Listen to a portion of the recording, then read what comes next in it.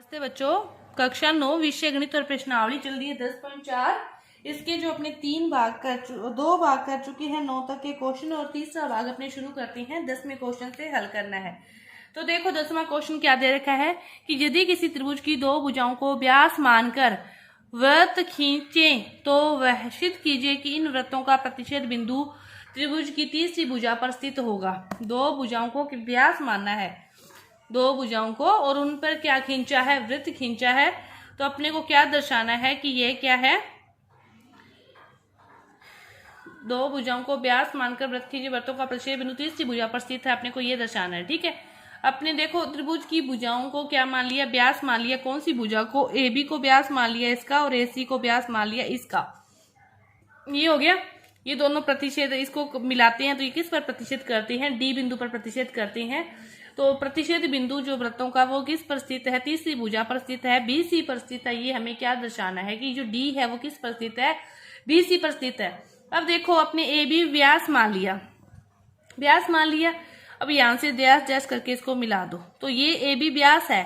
तो ये B d ए कौन कितने डिग्री का होगा, चाहे ए डी बी कह दो चाहे बी डी ए कह दो, 90 डिग्री का, क्योंकि ये व्यास है। तो ये अर्धवृत्त पर बना कौन हो गया। इसी तरह ये वाला भी कितना आ जाएगा, 90 डिग्री आ जाएगा ना। बस इतना ही प्रूव करना है, समझ में आ गया तो आपको। अब देखो कि ए बी क्या है, व्यास है, ए बी व्यास है, ये हमें दिया गया है, चाहे लिख दो तो चाहे हमने मानना है, ठीक है। ए बी व्यास है, दिया गया, ये लिए मानना क्या है। तो फिर जो b a b d a d b कौन है, ये कितना डिग्री होगा, 90 डिग्री होगा।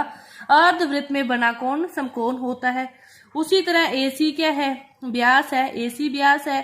तो ए डी सी कोण भी कितने डिग्री होगा, 90 डिग्री होगा। अर्धवृत्त में बना कोण क्या होता है, समकोण होता है। तो कोण बी डी सी की वैल्यू क्या आएगी, a d b plus a d c, इसका और इसका योग पूरी डी का आ जाएगा। तो 90 प्लस 90 कितना हो गया, 180 हो गया।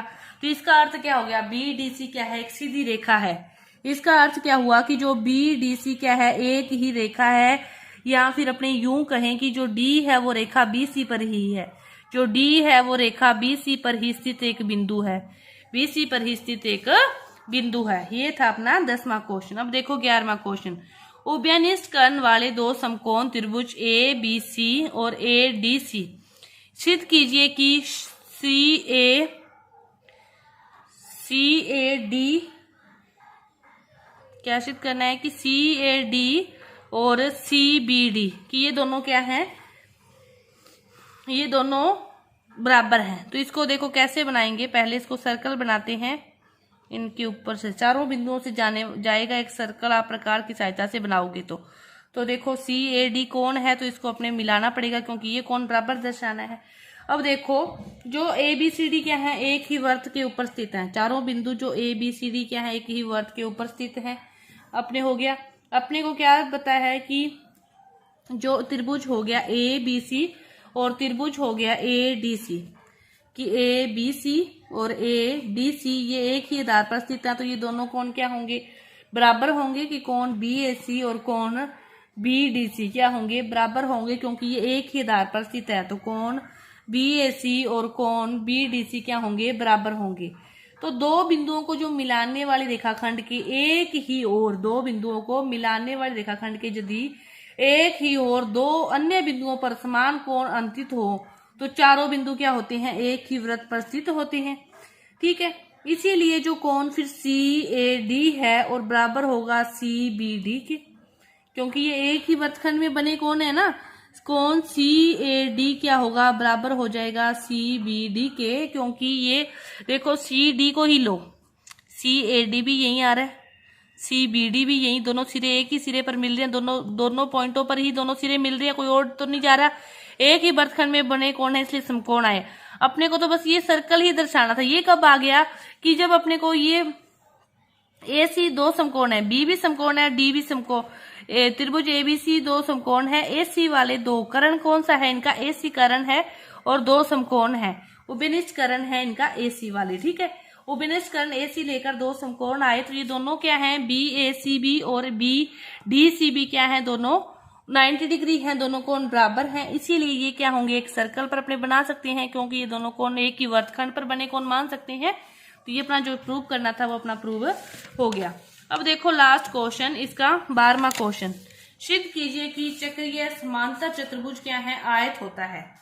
चक्रीय समांतर चतुर्भुज आयत होता है। तो पहले बनाओ, यहाँ पे बनाते हैं। चक्रीय चतुर्भुज समांतर चतुर्भुज बना लिया।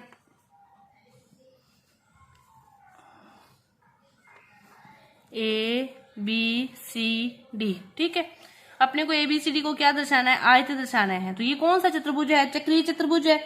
ये इसने दे रखा है चक्रीय चतुर्भुज है, तो कोण A और कोण C के योग कितना होगा, 180 होगा। समीकरण नंबर 1, क्योंकि चक्रीय चतुर्भुज के समूह कोणों के प्रत्येक युग्म कितना होगा, युग्म 180 होता है।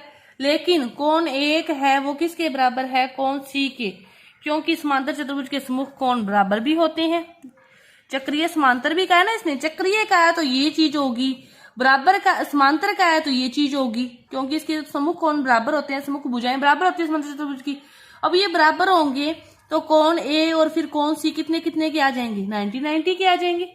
दोनों समीकरण से देखें, इक्वेशन 1 और इसको 2 दे दो, इक्वेशन 1 व 2 से ये आएगा अपने पास, कोण 1 और कोण C कितना आएगा, 90 डिग्री। इसी तरह क्या आ जाएगा, B और D भी कितना कितना आ जाएगा, 90-90 आ जाएगा। अब ये सारे 90-90 आ गए, तो फिर ये क्या हो गया, ABCD क्या हो गया, एक आयत है। कि ABCD क्या है, एक आयत है। यही हमें प्रूव करना था, बस इन 2 शब्दों से हो गया। चक्रीय आते ही ये वाली चीज आ गई, समांतर आती ही ये चीज आ गई। इन दोनों समीकरणों से फिर ये कितना आ गया, 90 डिग्री अपने पास आ गया। तो आपने ये जो प्रश्नावली है 10.5 पूरी हुई। धन्यवाद।